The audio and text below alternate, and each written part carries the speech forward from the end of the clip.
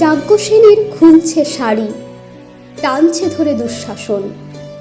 দায় ছিল যার গর্জে ওঠার, নিচু মাথায় সে 5 জন। দুর্যোধনের নগ্ন উরু, ইঙ্গিতে তার ধর্ষ কাম। হস্তিনাপুর দেখছে বসে, ধস্ত হতে তার সুনাম। অন্ধরাজা সিংহাসনে, আর্ত চেঁচান বৌমা তার। নিজের দলের নির্যাতনে সব রাজা হন নির্বিকার। কর্ণ বসে হাসছে হাহা, রাজার দলের লোক তো সে। শর্তবিহীন সমর্থনেই তাবৎ আরাম সুখ বসে।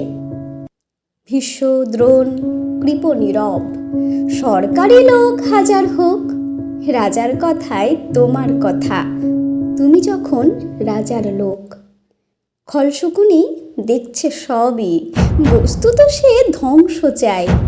ঘরের মাটি লাল হয়ে যাক দেশ বিভাগের যন্ত্রণায়। সুশীল সভায় ঘটছে যখন রাজ অপরাধ জঘন্য, ঠিক তখনই তার বিরোধে চেঁচিয়ে ওঠেন বিকর্ণ। বিকর্ণ নন কেউ কেটা লোক, 100 ভাইয়ের একজনা। তেমন করে এর আগে কেউ তার কথাটাই জানত না। যতুগৃহে কারেননি রা, অন্তত তা নেই লেখা। ভীমকে যখন বিষ খাওয়ালো তখনও তাঁর নেই দেখা। কিন্তু যখন প্রকাশ্যতেই কাটছে নারীর আব্রু কেউ, স্তব্ধ জিভের চুপ সাগরে বিকর্ণ হন একলা ঢেউ। চেঁচিয়ে ওঠেন রাজার কুমার, যুবরাজের বিরুদ্ধেই। মহাবলী পাণ্ডবেরও তখন গলায় সে সুর নেই।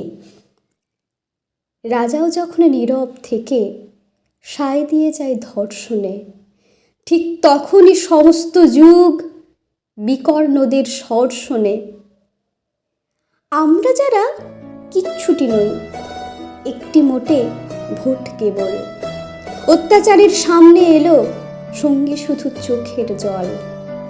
পোষ্যভাবে যাব না চেবাই, অন্ধ এবং নিকর্ণ। প্রার্থনা থাক আমরা যেন একবার হই বিকর্ণ। মরার আগে হতেই হবে রাজার সভায় বিকর্ণ।